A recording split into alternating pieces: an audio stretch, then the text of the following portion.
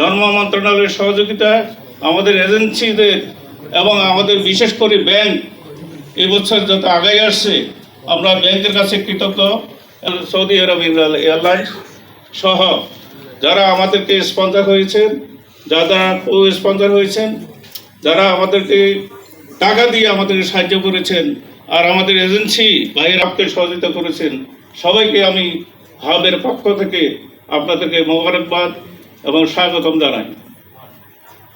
আপনারা এই সাফল্যমণ্ডিত হজ ও উমরা মেলা হওয়ার জন্য আপনাদের নিরলস চেষ্টা, হাব এবং ধর্ম মন্ত্রণালয় এবং এজেন্সি ভাইরা রাত দিন খেটে আমাদের ভাইদেরকে, যারা হজ গমনের ইচ্ছুক, উমরা গমনের ইচ্ছুক ভাইদেরকে সহযোগিতা করেছেন, তাদেরকে আমি আমার চোখে দেখি নাই, আপনারা দেখছেন কিনা জানি না। এই জন্য আমরা আপনাদেরকে সহযোগিতা এবং যারা আমাদের স্পন্সর করেছেন, ধর্ম মন্ত্রণালয় আমাদের সহযোগিতা করেছেন এবং তাদের নির্দেশক্রমে আমরা সিভিল এভিয়েশন মিনিস্ট্রির নির্দেশক্রমে আমাদের হাব এই মেলা আয়োজন করেছে।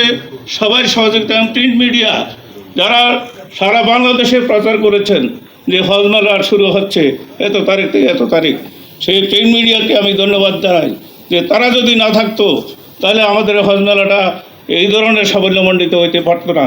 সুতরাং তাদেরকে আমি ধন্যবাদ জানাই। আর আমি আমাদের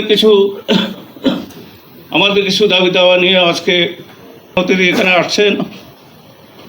আমরা 1,29,200 আমাদের কোটা, কিন্তু আমরা গত বছর এবং এই বছর আমরা কোটা পূরণ করতে পারি না এই জন্য যে আমাদের হজের টাকা বেড়ে গেছে, আমাদের হাজিরা সমর্থবান হয় নাই।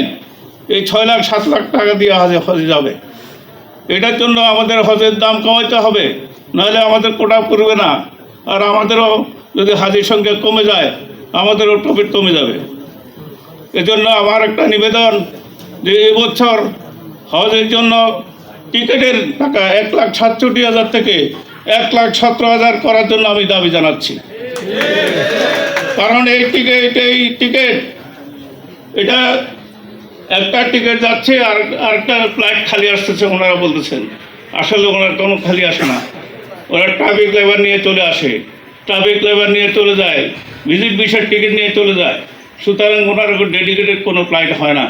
এই জন্য ওনাদের 1,67,000 হওয়ার কোনো প্রশ্নই আসে না। আপনারা আমাদের প্রধান অতিথি আমাদের সচিব মহোদয় আছেন, উনি আমাদের উপদেষ্টা মহোদয়ের সাথে আলাপ করে আমাদেরকেও ডাকবেন। এই হজ যখন নির্ধারণ হবে আমাদেরকে ডাকবেন, আমরা এগুলা উত্থাপন করব। যদি আপনারা মনে করেন যে এটা ঠিক আছে তাহলে অবশ্যই আপনারা কমাবেন, ঠিক না থাকলে আমরা বলবো না। তো এই জন্য আমরা সচিব মহোদয়কে বলতেছি যে মিনিমাম 50,000 টাকা এবারে ইনশাল্লাহ কমানোর জন্য চেষ্টা করবেন।